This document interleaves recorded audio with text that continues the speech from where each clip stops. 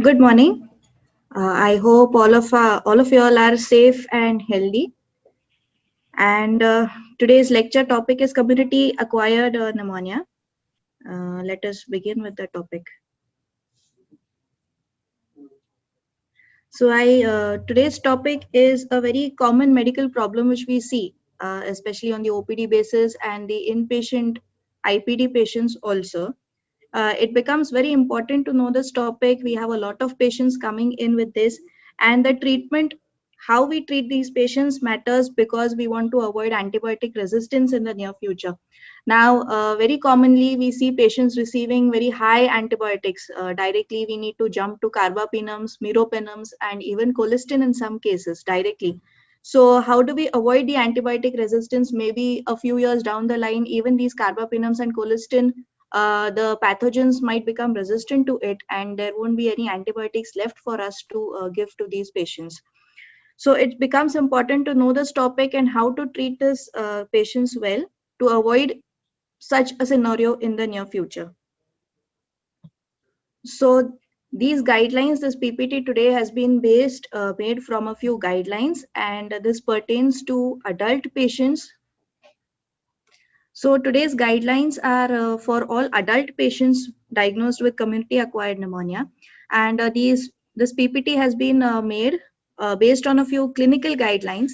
Always remember, evidence-based clinical guidelines should be followed. Of course, we need to read the standard textbooks and then see the evidence-based clinical guidelines which are there, because these guidelines are based on thousands of patients who have undergone a particular treatment and then the results of that trial, or maybe thousands of patients who have undergone a particular investigation and the results, how useful that investigation is for the treatment of these patients. So these become the evidence-based guidelines, and whenever possible, these should be followed. These guidelines today, which I will be talking about, is not for patients who are HIV positive or suffering from AIDS. These are not for patients who are suffering from cancer and are on cancer chemotherapy, and also not for transplant recipients, solid organ transplant recipients, because in such cases, again, the etiology will completely differ and the treatment also will completely differ. So it will be for the common patients which we see in the OPD and the IPD department, the youngsters maybe, and also the elderly people who come in with comorbidities, which is the largest population group which we see.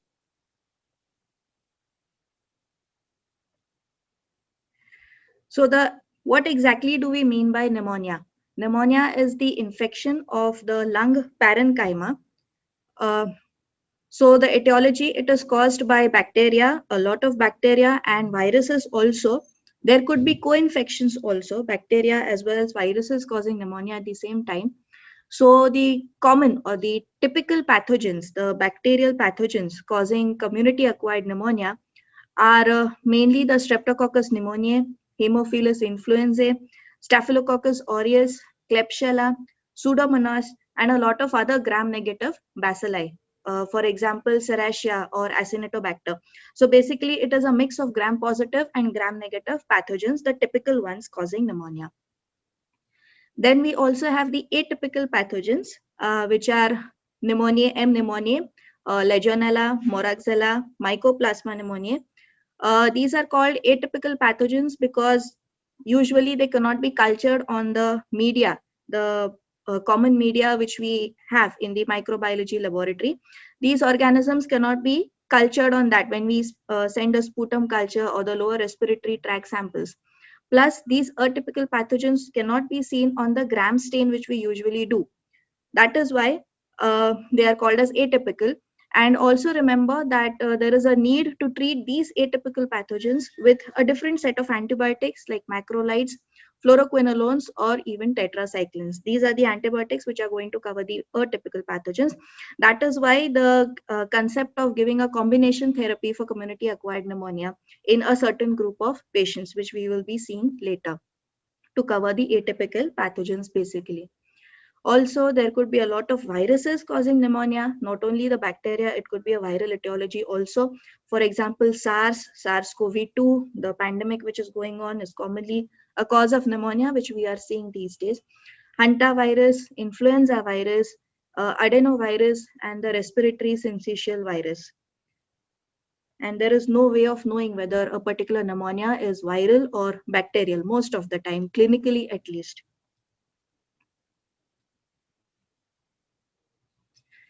So I will not be going into details of the history which we have to take from a patient. So let's say whenever a patient comes to us, a suspected case of pneumonia to the OPD, of course, besides the normal history taking which we take, there are a few points which we need to stress on. For example, the comorbidities of the patient in the history, whether he is consuming alcohol to a large extent, whether he's diabetic and how controlled are his sugars, whether he's suffering from any kind of cancer in the past, whether he's received chemotherapy or is receiving chemotherapy for it, whether he's suffering from COPD, chronic obstructive pulmonary disease, whether he's a smoker. Because all these things matter, the comorbidities matter. You can identify sometimes the etiology of the pathogens causing the pneumonia from these comorbidities. For example, in alcoholic patients, it is the oral anaerobes which are commonly the cause of pneumonia. In COPD patients, it can be Pseudomonas. Even in patients who smoke or those who suffer from cystic fibrosis, Pseudomonas can be a common finding. Also remember, patients with comorbidities, they, let's say uncontrolled diabetes, they tend to get admitted in the hospital frequently than the normal younger population which we see. And once they get admitted to the hospital, it becomes a huge risk factor for having resistant pathogens. So in the last 90 days, if any patient gives history of hospitalization and receiving parenteral antibiotics in the last 90 days, especially if the patient is having comorbidity or a healthy person also, this hospitalization itself becomes a very high risk factor for having resistant pathogens. So the next time when this particular patient comes to us with pneumonia, there's a very high likelihood that he could be suffering from gram-negative bacterial infections or maybe a resistant pathogen. And always remember to ask the treatment which these patients have received during the previous hospitalization, because again it becomes important to treat these patients when they come to us with a different set of antibiotics, with a different class of antibiotics. For example, in the previous hospitalization, if the patient has received a macrolide, let's say he was suffering from pneumonia or some other infection and he has received a macrolide, then in this admission for pneumonia, when he comes to us, he needs to be treated with a tetracycline and vice versa, a different class of antibiotics. That is what I mean to say. Because again, if we treat the same patient with macrolide again, the pathogen is there's a very high likelihood that the pathogen will be resistant to this macrolides.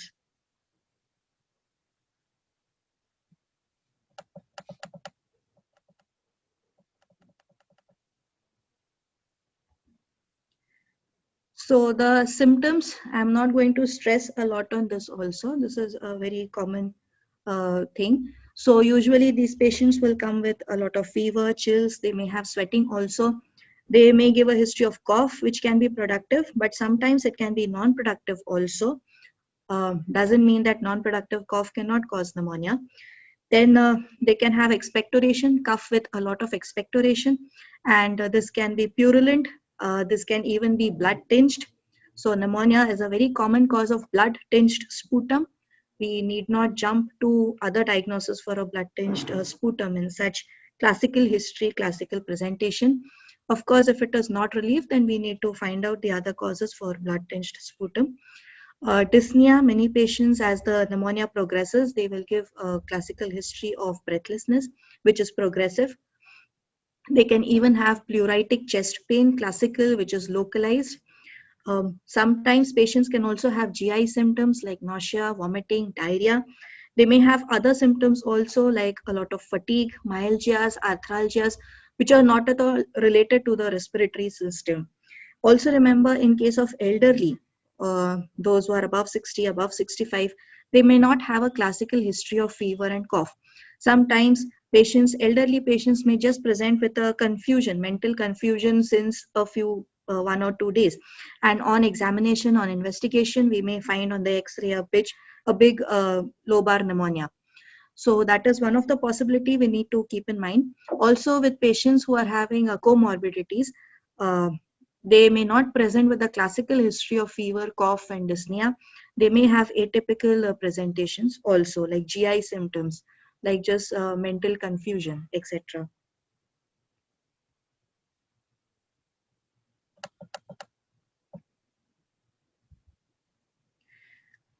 Then after the history taking, of course, we move on to the general and the systemic examination. This is the common things which we need to catch for these cases of pneumonia. One is the fever, whether it is touching more than 100. Again, fever may be absent in patients who are CKD, who are on dialysis, or who are having uncontrolled diabetes or any other comorbidity. So this is not, this may or may not be present. Another is tachycardia if the patient is febrile, if the patient is dyspneic, they may have a lot of tachycardia. Next is the patients may have hypotension if the patient has already gone into septic shock. Then hypotension is one of the possibilities. Of course, increased respiratory rate that is also commonly seen in patients who are dyspneic and who have got pneumonia to a large extent. Systemic examination, of course, on the examination, we may get changes of consolidation, we may get changes of pleural effusion, the accessory muscles of respiration may be working, and the other findings commonly which we see for pneumonia.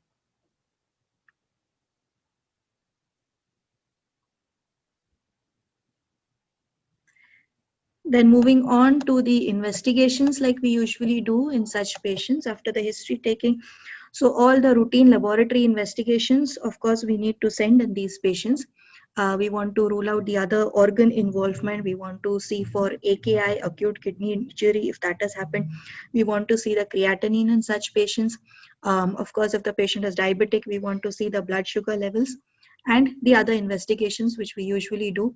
We want to do one ECG also in elderly patients who are having this pneumonia to rule out the other cardiac cause of dyspnea, etc. CBC is the absolutely helpful, one helpful laboratory investigation which will help us in the diagnosis of pneumonia. So if it's a bacterial infection, usually patients will be having leukocytosis. But if it's a viral etiology, patients may have leukopenia also. So basically, abnormal CBC is the one which points out that the patient is having pneumonia. Many times in patients with sepsis also, they may have leukopenia, although it is a bacterial cause for the sepsis, for the pneumonia. Still on the CBC, when they land up in sepsis, these patients may have leukopenia. So it is not that only bacterial cases will have leukocytosis or only viral cases will have leukopenia. There could be co-infection. Even there are a few viral etiologies in which there may be leukocytosis seen. So basically, I would like to stress on an abnormal CBC which is seen in these patients, which can help you to differentiate to come to a diagnosis of pneumonia involvement of the respiratory system. Another important investigation is PCT or procalcitonin. Now it is easily available in most of the laboratories. So guidelines say that there is not much evidence whether this procalcitonin is absolutely useful or not, but they have left it up to the clinician to decide whether this procalcitonin levels can be used for this pneumonia. So usually procalcitonin levels will be lower if it's a viral etiology, usually less than 0.01. And if it's a bacterial etiology, it may be on the higher side. But it is not the investigation which you need to rely on for these cases, but it may help you maybe later on for de-escalating, or maybe initially to take a decision whether it is viral or bacterial. And if the patient is clinically absolutely stable, then you may also avoid giving antibiotics to the patient if you're thinking of a viral etiology for a young patient who comes, or for the other patients also.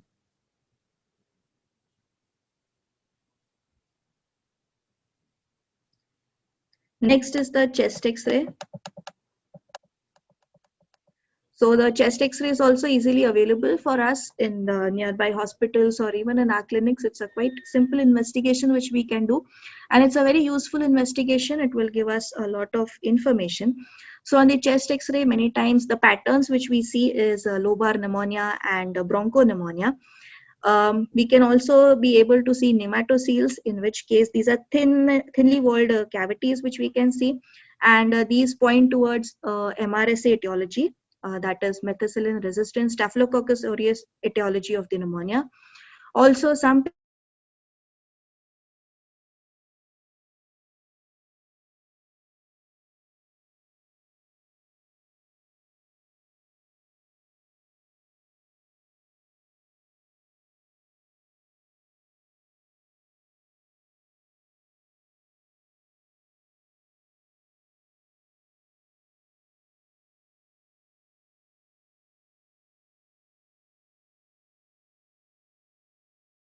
produce the sputum for investigation, and you may not get a good quality sputum. So there could be a lot of problems while collecting the sputum investigation. Please remember, for a good quality sputum sample, when we get the result in our hand, the pus cells or the neutrophils should be more than 25 per high power field or on the higher side, and squamous cells should be less than 10 per high power field. Squamous or the epithelial cells should be on the lower side, while pus cells or neutrophils should be on the higher side. If that is the case, then it tells you that's a very good quality sputum sample. If we have a lot of squamous cells or epithelial cells in the sputum smear examination, it just means that there is a very high likelihood of the sputum sample of saliva contamination taking place, or a very bad quality of sputum sample, and it may not help us for the further investigations of the patient. It is always advisable to repeat a good sputum sample in such cases. Always remember, if you want to go ahead with this sputum routine microscopy and culture, all cultures, like we know, it has to be done prior to the treatment which we start in these patients. Even the gram staining has to be done prior to the treatment, so that you get a good result in these patients. If the patient has already been treated, of course, you may not find the pathogen in these investigations. So it is not recommended to do sputum smear and culture in all the patients which you get in the OPD. No, it is recommended only in a few subset of patients to do the sputum smear, microscopy and culture. So which are these patients? These would be those who have got a past history of hospitalization and receipt of antibiotic in the last 90 days, those who have got severe community acquired pneumonia, and those patients with community acquired pneumonia who you think should be hospitalized at this point of time. So all hospitalized patients with pneumonia also need to have a sputum routine and a culture. Basically, these are the subset of patients in which there is a high possibility of getting resistant pathogen, especially those who have got a past history of hospitalization and receiving antibiotics in the last 90 days. So these patients may have gram-negative bacilli, could be the etiology right now when the patient comes to you. Even with severe CAP, it could be a gram-negative pneumonia. So in such patients, you want to see the gram-negative bacilli on the sputum microscopy and culture, because if you miss this and you start the treatment with the normal combination therapy of antibiotics which you give, the patient may not improve and may land up with a poor outcome. So if you can identify the gram-negative bacilli at an earlier point, there could be a benefit that the patient may have. So like I said, the sputum routine microscopy and culture is going to help us to identify resistant organisms, not just identify resistant organisms and escalate the antibiotics, but it will also help us to de-escalate, that is, stop a few antibiotics, stop some, or come to a lower class of antibiotics. That is called as de-escalation. So if we have if there's a patient of severe community acquired pneumonia and we have sent a sputum routine and microscopy for this patient and also the cultures, and at day 2 or day 3 we see improvement in this patient, and then after a couple of days when the sputum report is available with us in our hand and it tells us that there is no gram-negative bacilli, then at such point we can even de-escalate or stop the gram-negative antibiotic coverage which may have started in these patients in the first place. So that is how this investigation is going to help us a lot. Stopping antibiotics or coming to a lower class of antibiotics is going to decrease the expenditure of the patient, and it is going to help us to stop this antibiotic resistance menace which is happening right now in the near future. It is always better to send a lower respiratory sample if available. Of course, if the patient has come to us in the OPD and the patient is conscious and oriented, we may not be able to send a lower respiratory sample.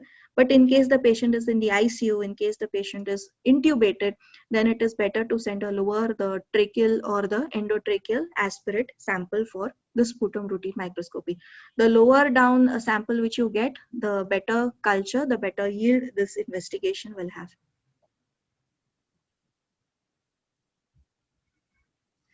What about blood cultures being sent at diagnosis? Like we know that any kind of infection, when it is suspected, before starting treatment, it is always advisable to send blood cultures in these patients. But what about cases of pneumonia? Should we send a blood culture in these patients? Usually, blood cultures in cases of pneumonia have a very low yield. That means they may not be positive. And if positive, they could be false positive results. For example, if we get a blood culture report, there's a case of pneumonia which we have admitted, and the blood culture is growing cons, that is coagulase negative Staphylococcus aureus, which is usually on the skin. It is a skin contaminant. And while collecting, maybe there has been a breach in the sterile precautions. And this blood culture has become positive. So we will say that it is a false positive results. It's a contaminant that we are having. And we may treat this cons bacteremia, and this will lead to increased antibiotic use, again antibiotic resistance in the near future. It is going to increase the expenditure of the patients. It is going to increase the length of hospital stay of the patient. So blood cultures are not advisable in cases of pneumonia, usually at diagnosis. But of course, later on, if the patient worsens and you're suspecting some other sepsis, some other focus of infection, then you can always send blood cultures in these patients. There's only a small subset of patients in which this blood culture sending at the time of diagnosis may be helpful. And these are those patients who have been hospitalized with severe community acquired pneumonia. Those patients who have got a past history of hospitalization and they have received antibiotics in the last 90 days, maybe their blood cultures may be positive for a resistant pathogen. And if you pick up this pathogen at the earliest, then it will benefit the patient. So these are the only subset of patients in which blood cultures will be helpful.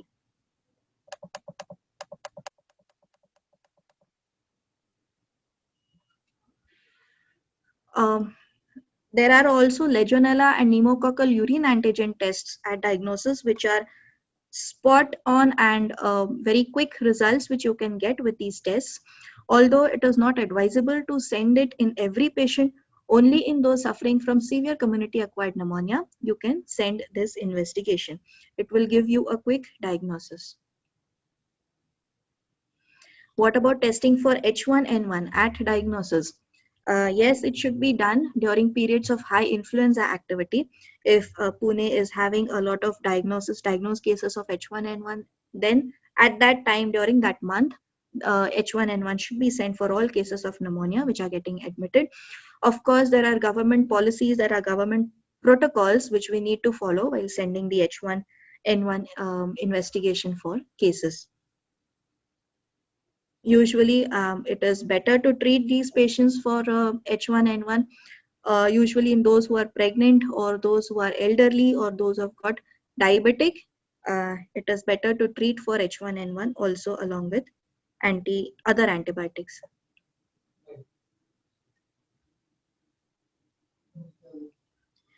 Respiratory biofire. This is a new investigation that has come in the recent times. So basically, it is a PCR which we can do of these pathogens. We can send an upper or a lower respiratory sample also. For the upper sample, we just have to send a swab, a nasal swab. It is as simple as that. And we will be able to pick up the PCR of a lot of big list of organisms. A lower respiratory sample also, in case the patient is intubated, the patient is in the ICU, we can send a lower respiratory sample also. It can detect all the common typical, atypical bacteria and the viruses. The PCR will be just detected and it will give you a result that yes, Mycoplasma pneumoniae PCR detected. And it is as simple as that. It will be easy to help you to treat this patient.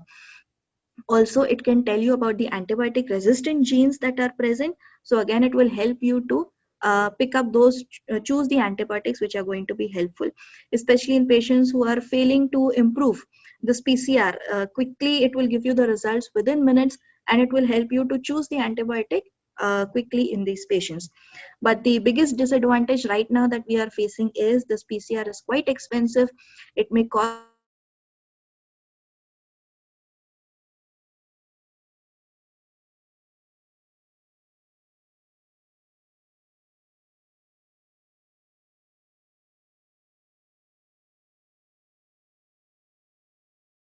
in the near future.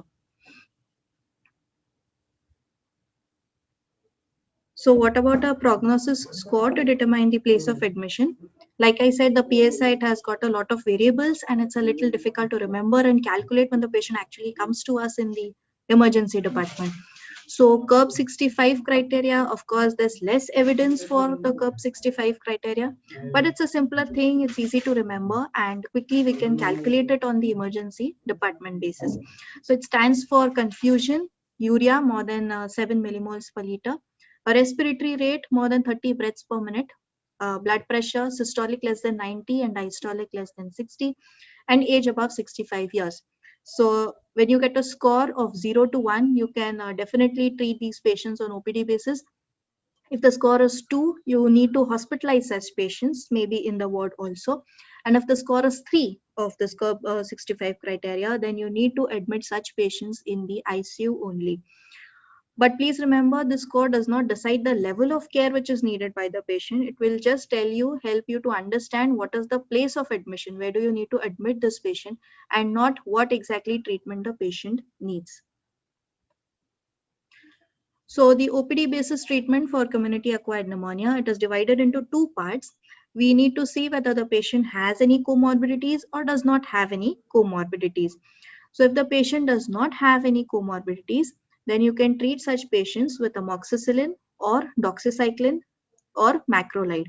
And if the patient is having comorbidities, then the patient will require combination therapy with amoxiclav or cephalosporin and macrolide, or instead of macrolide, you can give a doxycycline, or even monotherapy with fluoroquinolones may be given. So the dosages for those patients without comorbidities, a simple amoxicillin per oral 1 gram TDS, or doxycycline 100 mg BD, or azithromycin 500 mg on day 1 and then 250 mg daily, or even clarithromycin instead of azithromycin may be given. So even if amoxicillin does not have atypical pathogen coverage, like I said, for atypical pathogens, you have to give macrolides or tetracycline. But for those patients who do not have comorbidities, amoxicillin is good enough to treat without a combination therapy, without even clavulanic acid. But in those patients who have got comorbidities or who have got some risk factors, like maybe in the previous hospitalization, MRSA has been isolated from the respiratory tract, or maybe they had an infection with Pseudomonas, or maybe there has been recent hospitalization in the last 90 days, or they are suffering from comorbidities, then in such patients, you need to give a combination therapy, maybe with amoxiclav or even cephalosporins like cefodoxime or cefuroxime and azithromycin along with a macrolide. Instead of azithromycin, we can even give clarithromycin or doxycycline or levofloxacin, fluoroquinolones, monotherapy without any macrolides or without any other antibiotic. Of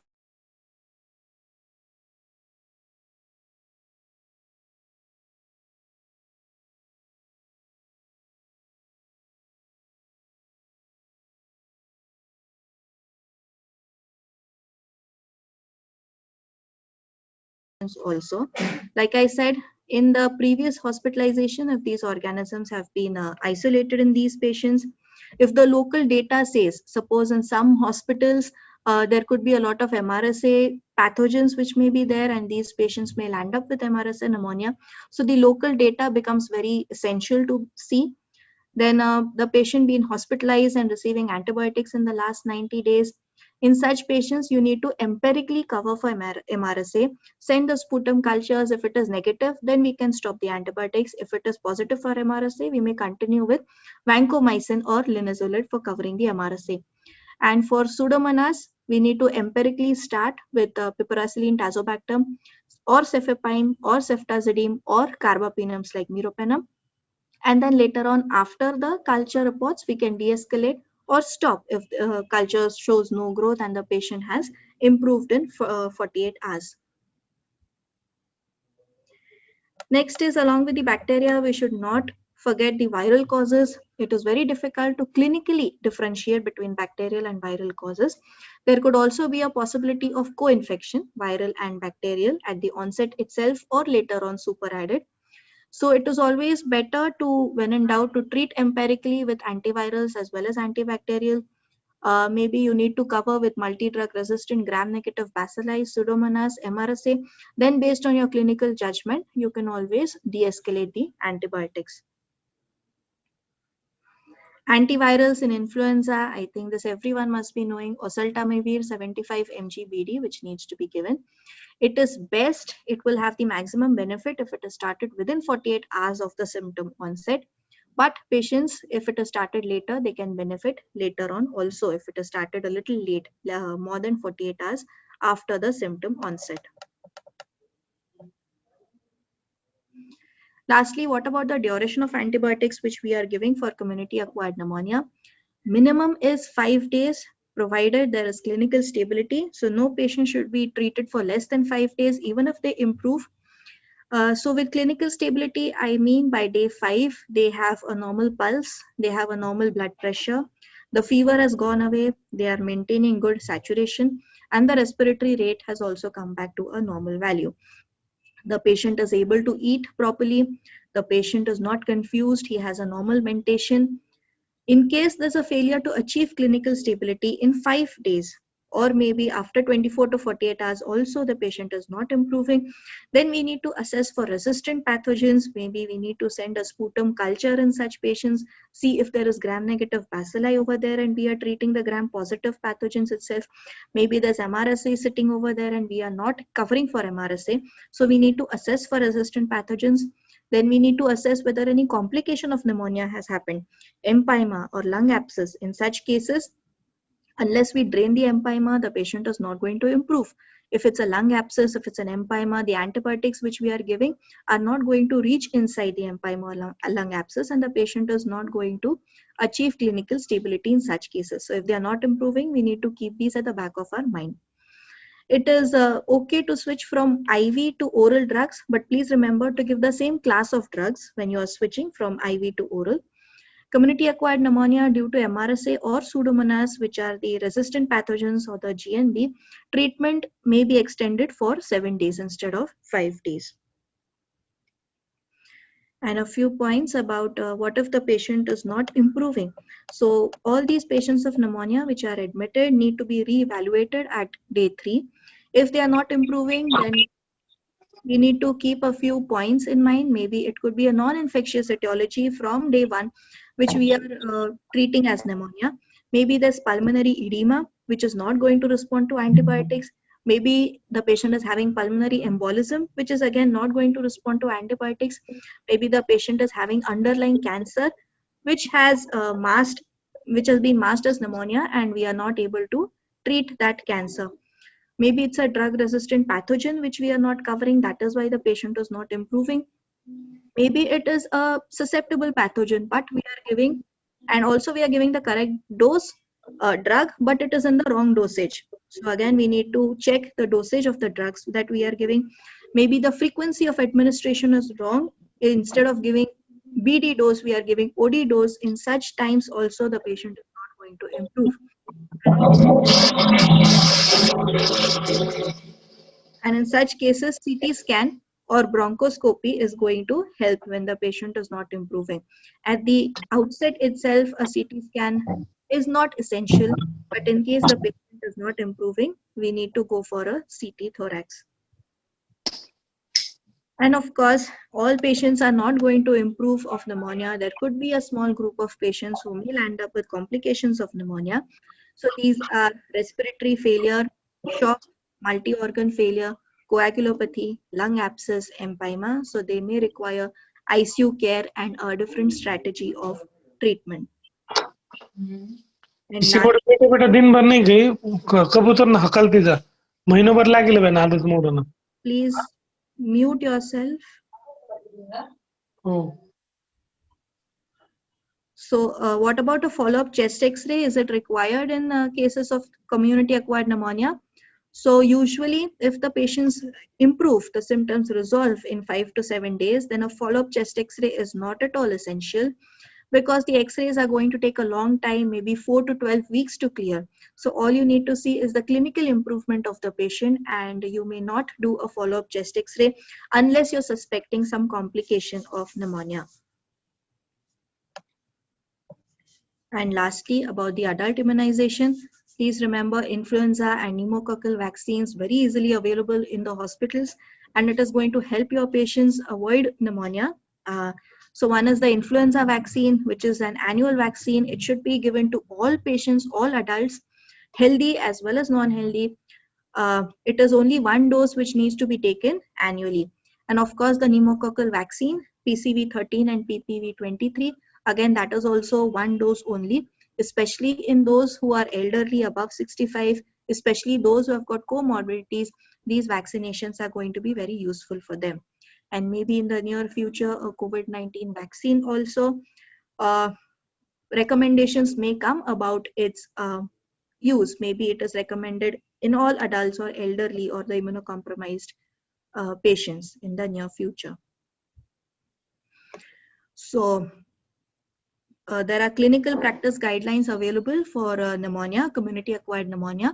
You can always go back and refer to these guidelines. One is the American Thoracic Society guidelines, and the other one is the IDSA, Infectious Diseases Society of America. They have a combined guideline for community-acquired pneumonia. You all can go back and read about it. Thank you.